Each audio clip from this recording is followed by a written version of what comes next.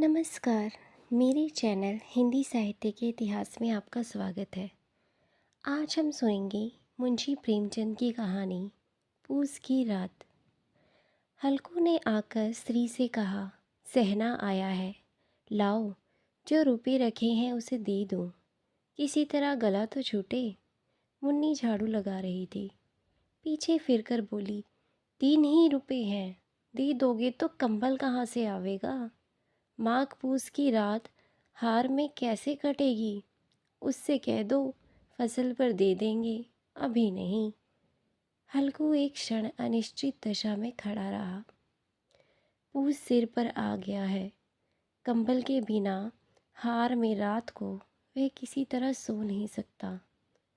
मगर सहना मानेगा नहीं, घुड़कियाँ जमावेगा, गालियाँ देगा।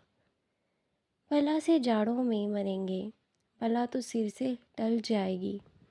यह सोचता हुआ वह अपना भारी भरकम डील लिए हुए स्त्री के समीप आ गया और खुशामद करके बोला, दे दे, गला तो छूटे, कंबल के लिए कोई दूसरा उपाय सोचूंगा। मुन्नी उसके पास से दूर हट गई और आंखें तरेरती हुई बोली, चूके दूसरा उपाय? जरा सुनूं तो कौन सा उपाय करेंगे। कोई खैरात दे देगा कंबल? न जाने कितनी बाकी हैं जो किसी तरह चुकने ही नहीं आती। मैं कहती हूँ तुम क्यों नहीं खेती छोड़ देते। मर मर काम करो, उपज हो तो बाकी दे दो, चलो छुट्टी हुई। बाकी चुकाने के लिए ही तो हमारा जन्म हुआ है, पेट के लिए मजूरी क्यों। ऐसी खेती से बाज आए, मैं रुपए न दूंगी। हल्कू उदास होकर बोला, तो क्या गाली खाऊं? मुन्नी ने तड़प कर कहा, गाली क्यों देगा, क्या उसका राज है। मगर यह कहने के साथ ही उसकी तनी हुई भौहें ढीली पड़ गईं। हल्कू के उस वाक्य में जो कठोर सत्य था, वह मानो एक भीषण जंतु की भांति उसे घूर रहा था। उसने जंगल आले पर से रुपए निकाले और लाकर हल्कू के हाथ पर रख दिए। फिर बोली, तुम छोड़ दो अब की इसे खेती। मजूरी में सुख से एक रोटी तो खाने को मिलेगी, किसी की धौंस तो ना रहेगी। अच्छी खेती है, मजूरी करके लाओ, वह भी उसी में झोंक दो, उस पर धौंस। हल्कू ने रुपए लिए, इस तरह बाहर चला मानो अपना हृदय निकाल कर देने जा रहा हो। उसने मजूरी से एक एक पैसा काट काट कर 3 रुपए कंबल के लिए जमा किए थे।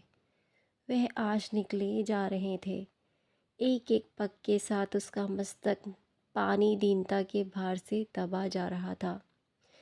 पूस की अंधेरी रात, आकाश पर तारे भी ठिठुरते हुए मालूम होते थे। हल्कू अपने खेत के किनारे ऊख की पत्तों की एक छतरी के नीचे बांस के खटाले पर अपनी पुरानी गाड़ी की चादर ओढ़े पड़ा कांप रहा था। खाट के नीचे उसका संगी कुत्ता जबरा पेट में मुंह डाले सर्दी से कूं कर रहा था। दो में से किसी को भी नींद नहीं आ रही थी। हल्कू ने घुटनियों को गर्दन से चिपकाते हुए कहा, क्यों जबरा, जाड़ा लगता है? कहता तो था घर में पुआल पर लेट रहे, तो यहाँ क्या लेने आए थे।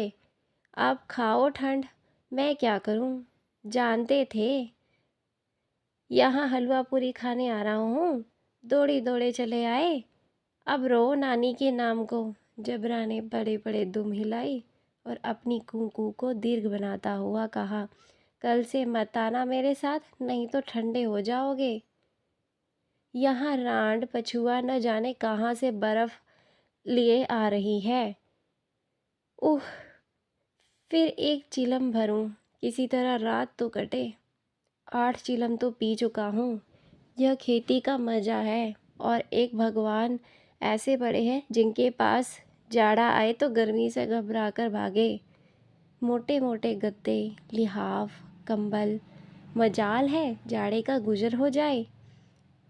तकदीर की खूबी, मजूरी हम करें, मज़ा दूसरे लूटें। हल्कू उठा, गड्ढे में से जरा सी आग निकालकर चिलम भरी। जबरा भी उठ बैठा।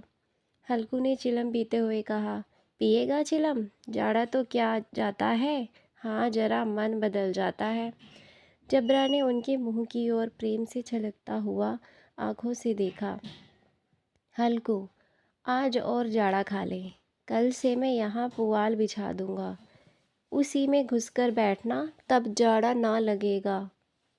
जबरा ने अपने पंजों उसकी घुटनों पर रख दिए और उसके मुंह के पास अपना मुंह ले गया। हल्कू को उसकी गर्म सांस लगी। चिलम पीकर हल्कू फिर लेटा और निश्चय करके लेटा कि चाहे कुछ भी हो अब की सो जाऊंगा। पर एक ही क्षण में उसके हृदय में कंपन होने लगी। कभी इस करवट लेटता, कभी उस करवट, पर जाड़ा किसी पिशाच की भांति उसकी छाती को दबाए हुए था। जब किसी तर न रहा, उसने जबरा को धीरे से उठाया और उसका सिर थपथपाकर उसे अपनी गोद में सुला लिया। कुत्ते की देह से जाने कैसी दुर्गंध आ रही थी, पर वह उसे अपनी गोद में चिपटाए हुए ऐसे सुख का अनुभव कर रहा था जो इधर महीनों से उसे न मिला था। जबरा शायद यह समझ रहा था कि स्वर्ग यही है, और हल्कू की पवित्र आत्मा में तो उस कुत्ते के प्रति घृणा की गंध तक न थी। अपने किसी अभिन्न मित्र या भाई को भी वह इतनी ही तत्परता से गले लगाता। वह अपनी दीनता से आहत न था, जिसने आज उसे इस दशा को पहुंचा दिया। नहीं, इस अनोखी मैत्री ने जैसे उसकी आत्मा के सब द्वार खोल दिए हैं। उनका एक एक अणु प्रकाश से चमक रहा है। सहसा जबरा ने किसी जानवर की आहट पाई। इस विशेष आत्मीयता ने उसमें एक नई स्फूर्ति पैदा कर दी थी, जो हवा के ठंडे झोंकों को तुच्छ समझती थी। वह झपट कर उठा और छपरी से बाहर आकर भौंकने लगा। हल्कू ने उसे कई बार चुमकार कर बुलाया, पर वह उसके पास न आया। हार में चारों तरफ तोड़ तोड़ कर भौंकता रहा। एक क्षण के लिए आ भी जाता तो तुरंत ही फिर दौड़ता। कर्तव्य उसके हृदय में अरमान की भांति ही उछल रहा था। 1 घंटा और गुजर गया। रात ने शीत को हवा से धधकाना शुरू किया। हल्कू उठ बैठा और दोनों घुटनों को छाती से मिलाकर सिर को उसमें छिपा लिया। फिर भी ठंड कम न हुई। ऐसा जान पड़ता था सारा रक्त जम गया है। धमनियों में रक्त की जगह हिम बह रही है। उसने झुककर आकाश की ओर देखा। अभी कितनी रात बाकी है। सप्तऋषि अभी आकाश में आधे भी नहीं चढ़े। ऊपर आ जाएंगे तब कहीं सवेरा होगा। अभी पहर से ऊपर रात है। हल्कू के खेत से कोई एक गोली के टप्पे पर आमों का एक बाग था। पतझड़ शुरू हो गई थी। बाग में पत्तियों का ढेर लगा हुआ था। हल्कू ने सोचा, चलकर पत्तियों बटोरूं और उन्हें जलाकर खूब तापूं। रात को कोई मुझे पत्तियां बटोरते देख तो समझे कोई भूत है। कौन जाने कोई जानवर ही छिपा बैठा हो। मगर अब तो बैठे नहीं रह जाता। उसने पास के अरहर खेत में जाकर कई पौधे उखाड़ लिए और उनका एक झाड़ू बनाकर हाथ में सुलगता हुआ उपला लिए बगीचे की तरफ चला। जबरा ने उसे आते देखा, पास आया और दुम हिलाने लगा। हल्कू ने कहा, अब तो नहीं रहा जाता जबरू, चलो बगीचे में पत्तियां बटोर कर तापें। अभी तो बहुत रात है। जबरा ने कूं कूं करे सहमति प्रकट की और आगे बगीचे की ओर चला।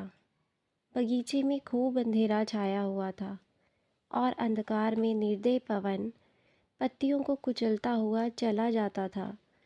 वृक्षों से ओस की बूंदें टप टप नीचे टपक रही थी। एकाएक एक झोंका मेहंदी के फूलों की खुशबू लिए हुए आया। हल्कू ने कहा, कैसी अच्छी महक आई जबरू, तुम्हारी नाक में भी तो सुगंध आ रही है।